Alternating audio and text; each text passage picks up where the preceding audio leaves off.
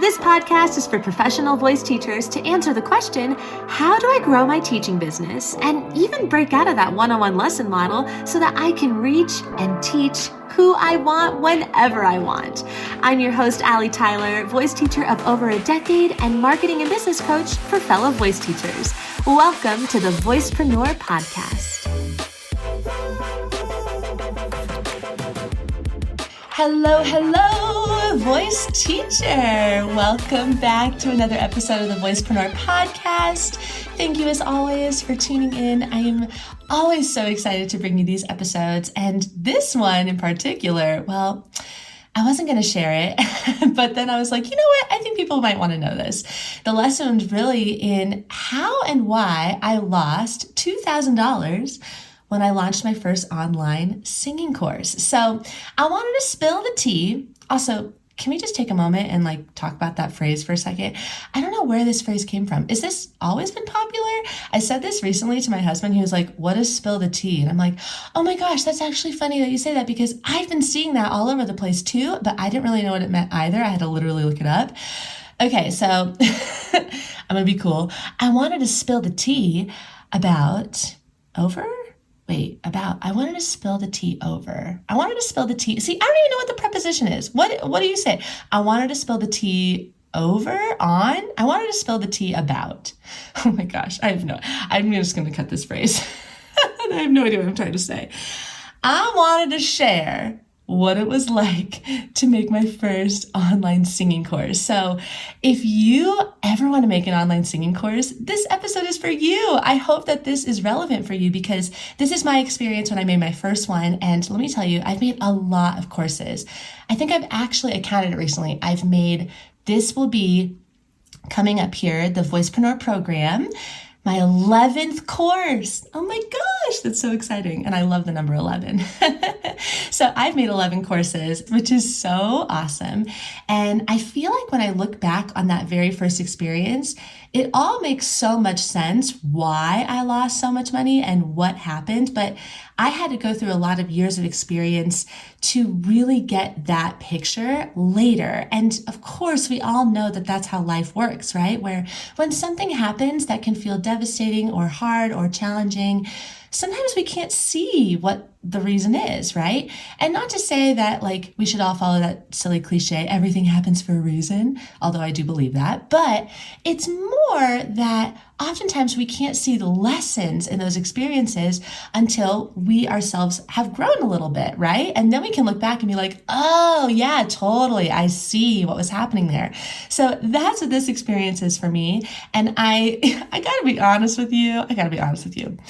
I'm a little wow, y'all are going to get some really good advice here because I had to make the mistake in order to learn the lesson so I could share it with you. And it's really funny when that happens. I don't know if you've ever felt this way before where you're kind of like, man, I had to work hard for that mistake. I had to go through some shit. And now I'm just going to share it with you and you get to reap the reward of something I had to go through. Yes, 100%. That is how life works. And that's what's so funny about it. So that's how I'm feeling right now. I'm like, y'all are going to reap some rewards. Are you ready for it? Okay, let me break it down for you. So here is what I did when I launched my very first online singing course. For the course, this is kind of the strategy or the system or the funnel, whatever you want to think of it. This is what I had put into place. The course itself was actually a mini course, and there were 3 short videos. They walked you through how to discover your singing voice if you were brand new to singing, and it was going to cost $44. The freebie that led them to this course, where I broke down the 3 most commonly asked questions about singing in a lesson format. So I literally took the 3 most common questions that I was getting in my voice studio from my students, and I turned that into a video lesson. I turned it into a little 15-minute lesson. I made it free, and that directly linked to the mini course, which is all about how to discover your singing voice. The third component, this is the big one, is that once someone opted in for that freebie, they would immediately see a sales page as that thank you page. So you know how when you opt in, you like put in your name, you put in your email, you hit submit, and then you're taken to a page right after that. So on that page, on that thank you page, was the sales page for the mini course where they could actually get that course for half off for the next 48 hours. So what I specifically did here is I tried the quote unquote ClickFunnels way. What is the ClickFunnels way, you ask? Well, ClickFunnels is an actual software by Russell Brunson that creates this type of funnel. And this is the system that they recommend. So I've read a couple of Russell Brunson's books. I do think that he's awesome and he has a lot of really great marketing advice. However, I will say when I did this ClickFunnels way of basically offering somebody a mini course or your product for half off for the next 48 hours to incentivize them to buy right away, oof. This is where things went totally wrong. So I'm going to share the mistakes that I made so that you never have to make these mistakes yourself. And then I'm going to share the lesson that I learned from these mistakes. I truly think that this is a really valuable experience. So are you ready? Grab a notebook and pen if you like taking notes, and let's dive in. I wanted to share a quick announcement. It is very exciting. If you've ever felt stuck and unable to grow your business because you're tied up constantly posting free content, yes, I'm talking to you, Instagram. I want to show you how to stop wasting time on this and start working smarter in your business. Join me for a free live training, and you're going to learn how to make passive income. By the end of this class, you'll have a step-by-step process on how to make passive income. You're going to know the secret to getting paid before you create anything you want to sell, and you're going to save yourself wasted time and energy focusing on the wrong things. So join me live on Wednesday, May 25th at 8 a.m. Pacific Standard Time. Now, if you can't make it live, no sweat. Sign up and you will still get the replay. Although I highly encourage you to come live if you can, because you will be rewarded. Grab your seat with the link in the show notes, and I will see you on Wednesday, May 25th. So the biggest mistake that I made, the overarching mistake throughout this entire experience, was that I spent $2,000 on Facebook ads and I didn't get a single sale. So let me rephrase that. I had a 0% ROI. ROI means my return on investment, and my investment was $2,000. So not cheap. Ouch. Yeah. That sucked. So I will admit that when this first happened, I definitely got a bit defeated by it, but I decided that I was not going to give up. I needed to have a growth mindset about it, and I needed to look at why this didn't work rather than feeling shame about it, right? And this is something we all need to do as business owners. We all have to look at our mistakes and our failures and just look at the data and be real with it and approach it with a growth mindset, right? We always want to be looking at why things are not working and not beating ourselves up over the fact that it's not working. That is not going to get you anywhere. So when I really started looking at this, and again, it took me a couple of years to really look at this from the big picture, it all made perfect sense. So let's talk about it. The first thing that happened, the big flaw in this whole experience, was that I was going for cold leads. What are cold leads? Cold leads are people who find you through Facebook ads. These are the people who are cold. They're not warm. They're not hot. They don't know you. They're cold as in like they've never, ever seen your brand before. They are brand new to your world. So imagine when you're trying to attract people who have never heard of you, who are brand new to your world, who maybe are brand new to even like singing for self-care or for joy in the first place, right? So that's part of it too. There's just a lot of complexity when it comes to really attracting cold leads. So here's the biggest lesson that I learned from this. If you are going to go for cold leads in your marketing strategy, if you're going to pay for Facebook ads, you 100% have to have your marketing down pat. You have to have the greatest looking sales page, or at least a sales page that has copy that converts and that you know converts, because you're spending money and you do not want to spend money on something that isn't polished, only to find out that the reason you didn't get an ROI was because that thing wasn't polished, right? It's like you want to have that all good. You want to make sure that that is tested, that that is converting, that it is working, that you are connecting with your people, that you are saying the right things, that you have a beautiful design, that everything on the back end works. Make sure all of that is perfect, perfect, perfect. Okay, wait, let me think of a different word, because I know we're all recovering perfectionists here. Myself included. When I say perfect, what I actually just mean is that it's tested. That's what I mean. It's tested, that you know that your marketing works because you've tested it before. So that's the biggest lesson here. If you're going to pay for Facebook ads, make sure that you have tested all the marketing stuff, that it works, and that you are really confident that you can get leads, cold, free leads from your marketing. Here's the second thing that I did that was a big mistake. I skipped the KLT process. Okay, I'm using a lot of marketing lingo, I'm realizing in this episode. Sorry about that. I'm going to try to educate you as I go. So KLT, that stands for know, like, and trust. I'm going to talk about this a lot, but all this really means is that you want your following online to know you, to like you, and to trust you. They will not take out their credit cards and input that information online if they don't trust you. But you have to lead them there, right? Like, they're not going to trust you right off the bat. You got to get to know each other. Then they got to start liking you. They got to start kind of watching your personality and deciding if you're in alignment with them. And then they're going to start trusting you based off of the stuff that you teach them. So I actually skipped the KLT process altogether. I literally went from here's my freebie to buy my course within just a couple of seconds to cold leads. These are people who don't know me. They don't like me. They don't trust me. What a silly, silly mistake. Oh my gosh. I'm like laughing about that now. I'm like, what? Oh my goodness. How could somebody who has not even experienced the freebie yet, like they haven't even gone into their email inbox to get the thing that you have sent them, all of a sudden want to buy your course, right? Like, that makes no sense. This is such a ClickFunnels error, so please don't do this. It really, it doesn't work. People need to get to know you first. This is why free content is so important. This is why showing up online is important. People have got to know you, they got to like you, and they got to trust you. Now, I want to say one little caveat to this.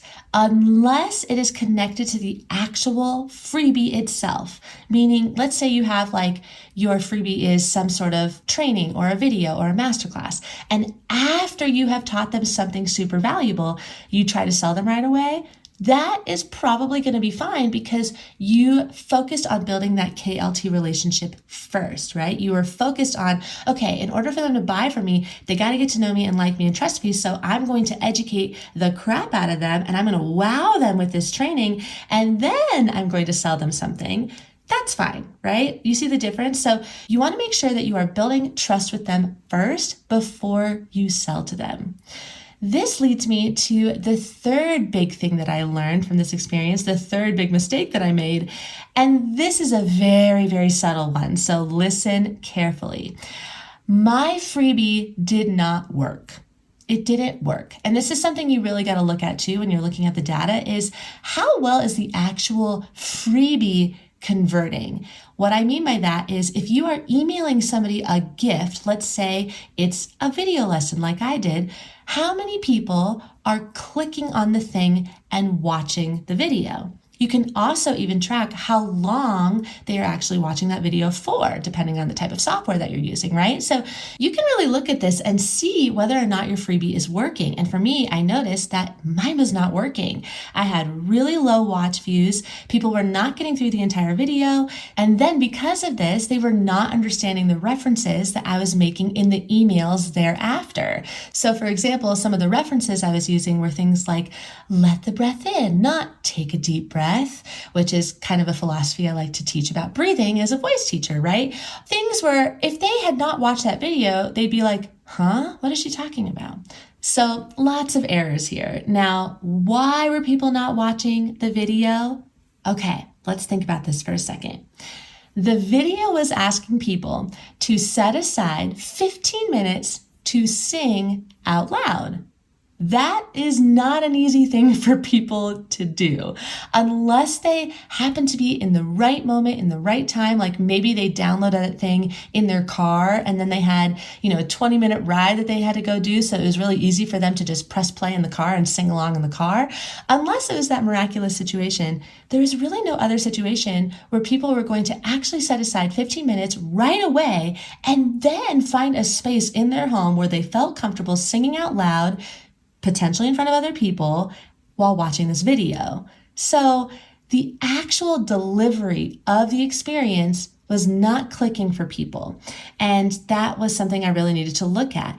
The other reason that was not clicking for people was because, and this is the fourth lesson here, I was targeting too wide of an audience.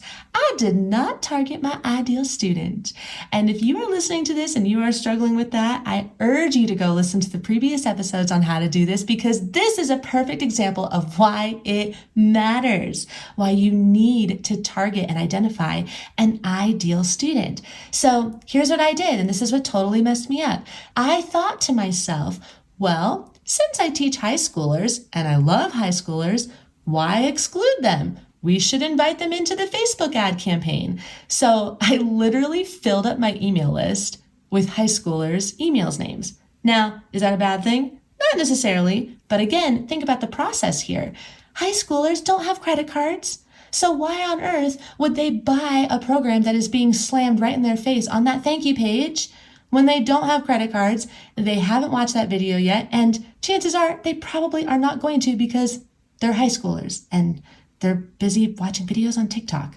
Because I had too big of an audience, things did not convert well in any direction. They weren't watching the freebie, they weren't buying the course, nothing was happening, and it was not good. Actually, it's hysterical. I thought it was a good thing while this was happening. My dopamine high was so high because my email list was growing. I was getting those conversions. I was getting people signed up and I was filling up my email list with hundreds and hundreds of emails. And I was like, oh my God, it's working. This is amazing. Everyone says that I need to have a big email list and it's getting big. Yay. But that didn't get me any sales because my email list was now filled with high schoolers, which I later had to delete all of them years down the road because they were just messing up my data, those high schoolers. So that is why it is so important to identify your ideal audience and really understand how your ideal audience is going to be interacting with your freebie and how they are going to buy from you. All right, so those were the biggest lessons that I learned from launching my online singing course. I'm going to summarize those 4 takeaways one more time. The first one, very important, unless you have money ready to invest and you have your marketing messaging down pat, please don't start with Facebook ads. Focus on your organic reach. Focus on the people that you can get in front of for free. You can focus on Facebook ads later. Number 2, if you're trying to sell to an online audience, you must build your KLT factor. You must dedicate time to building your know, like, and trust factor. Do not try and skip to the trust part right away and wonder why people are not buying from you. You have to build up all 3 of them sequentially. Number 3, value is how your audience perceives it to be, not necessarily what you think it is. Whew, I'm going to say that one more time because it's really important. Value is how your audience perceives it to be, which may often surprise you, right? Sometimes your audience is going to perceive value and you're going to be like, wait, what? That's valuable?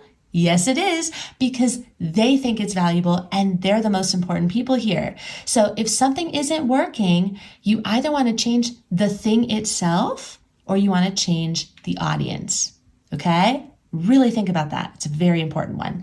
The last takeaway is the more specific you are with your ideal audience, your ideal students, your ideal following, the better. The better, the better, the better. When's the part where I say, I told you so? I can't wait for that. All right. I hope that this was helpful for you. And oh my goodness, there is just so much more where that came from. So be sure to come join us inside of the free masterclass that is happening next week. If you are listening to this episode after May 25th, yes, there will be a replay available, so you can go and still watch that masterclass. And trust me when I say, you don't want to miss it. If you ever want to make money in any other way besides private lessons, this is the class for you. And as always, if you liked this episode, be sure to take a screenshot of it and tag me on Instagram at the Voicepreneur. You can come DM me and say hello, and come join our Facebook group called the Aligned Voice Teachers. All of these links are in the show notes, so you can always connect with me there. Thank you again so much for listening. I hope that you have a beautiful day, my friend, and I will catch you in the next episode.